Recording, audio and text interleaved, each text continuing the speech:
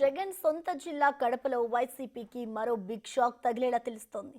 రేపు ఉదయం 10 గంటలకు 10 మంది కార్పొరేటర్లు టీడీపీ తీర్థం పుచ్చుకున్నట్టు సమాచారం.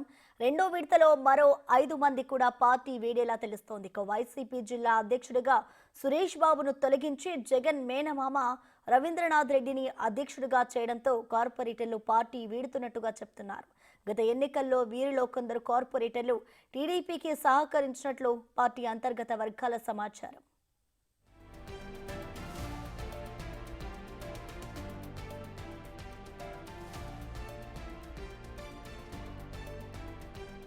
రెండో డివిజన్ కార్పొరేటర్ సుబ్బారెడ్డి, మూడవ డివిజన్ కార్పొరేటర్ మమ్మిడి మానస, 6వ డివిజన్ కార్పొరేటర్ నాగేంద్ర, 8వ డివిజన్ కార్పొరేటర్ డైమండ్ బాలకృష్ణారెడ్డి, 32వ డివిజన్ కార్పొరేటర్ జప్రుల్లా, 42వ డివిజన్ కార్పొరేటర్ చల్లా రాజశేఖర్, 50వ డివిజన్ కార్పొరేటర్ అరుణ ప్రభ రేపు చంద్రబాబు నాయుడు సమక్షంలో టీడీపీ తీర్థం పుచ్చుకోనున్నారు. అలాగే వచ్చే రోజుల్లో మరికొందరు టీడీపీలో చేరేలా తెలుస్తోంది.